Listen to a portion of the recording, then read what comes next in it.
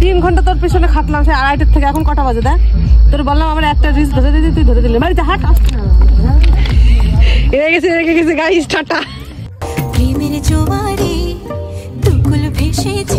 Hello friend, আজ আমি যাব কিশোরী গানের শ্যুট করতে। তো কোথায় যাব, লোকেশনটা সিলেক্ট করতে আমার 2-3 দিন লেগে যাচ্ছে যে কোথায় গিয়ে আমি করব।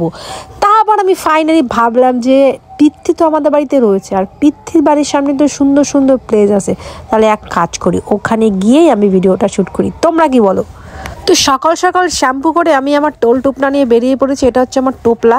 তো একে নিয়ে আমি বেরিয়ে পড়েছি, দুজনে মিলে আমরা যাব এখন বনগাঁ। আর বনগাঁয় খুব সুন্দর সুন্দর প্লেস রয়েছে আমার দিদি বাড়ির সামনে, তাই আমরা দুজন ভেবেছি যে ওখানে গিয়ে শ্যুটটা করি। কি বলো? আজকে ক্যামেরাম্যান হবে আমার দিদি, আর আমি করবো শ্যুট। আমি হচ্ছে মডেল আজকে, আমার দিদি হচ্ছে ক্যামেরাম্যান।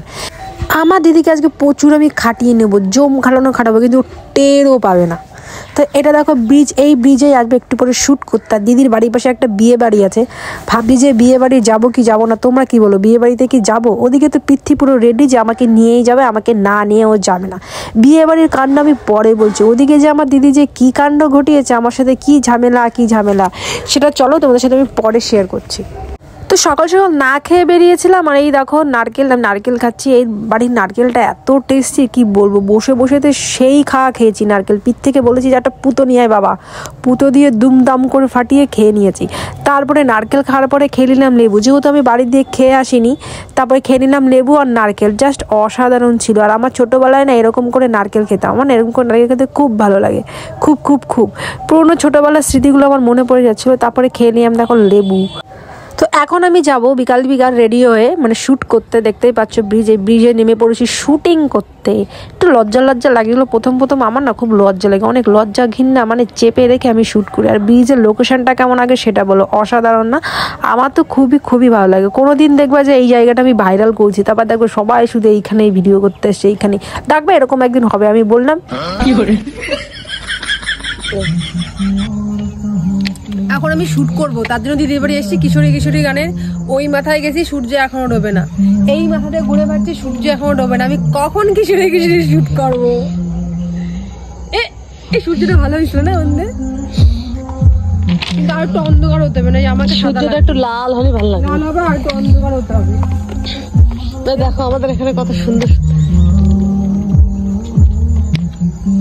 আমার একটু সানসেটে শ্যুট করার ধান্দা ছিল, কিন্তু পারছিলাম না প্রথমে। তারপর বললাম চল নর্মাল একটু শ্যুট করে আসি। দেখো লোকেশনটা কত সুন্দর। আর আমি চলে এসেছি একটু সাজুগুজু করে, মাঞ্জা দিয়ে, দেখতেই পাচ্ছ। তোমরা যদি আজকের আমার এই সুন্দর নাচটা দেখতে চাও কিশোরী তাহলে আমার প্রোফাইলে চলে যাও। দেখো অটোমেটিক আমি ছেড়ে দিয়েছি সবকটা গানের শ্যুট। আশা করি তোমাদের ভালো লাগবে।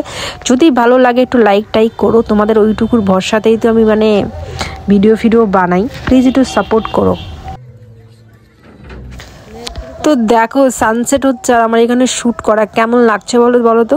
সিনারিটা জাস্ট অসাধারণ লাগে না? আমার তো জম্মের ভালো লাগতেছে, খুব সুন্দর লাগছে। আমি বিশাল মজা পাইছি যে এরকম একটা সিন পাবো কি পাবো না। যাই হোক, আমার দীঘা পুরী মন্দারমণি যাওয়া লাগেনি, আমি আমার বনগাঁ সেই ব্রিজের উপরে এটা পেয়ে গেছি। তো এখন যাব আমি বাড়িতে। ওইদিকে দেখো দিদি গেছে রেগে। এই চলে আসিস রাগ করে। আরে শোন, তোর ঘন্টা তোর পেছনে খাটেছিস, তুই কত একটা ভিডিও রিলস করে দিস না? কি হয়েছে? 3 ঘন্টা তোর পেছনে খাটলাম, সে 2:30 থেকে এখন কটা বাজে দেখ? তোর বললাম আমার একটা রিলস ধরে দিতে, তুই ধরে দিলি। বাড়িতে হাট রেখে গেছে গাইস, টাটা। বিয়ে বাড়ি যাইনি, কিন্তু বিয়ে বাড়ির পকোড়া এই যে 2 প্লেট আমার ছল আনে দিয়েছে। ছলের বাবা চলো ভালোবাসে, ছলের বাবাও ভালোবাসে। ছলের মাঠে সাজাইছি, কেমন লাগছে পুরো দেখাবো। দেখা বিয়ে বাড়ি জানি তো কি আছে, বিয়ে বাড়ির পাকোড়া আমার হাতের সামনে আমার ছলটা আনে দিচ্ছে। আমার ছলটা জম্মের ভালোবাসা। মানে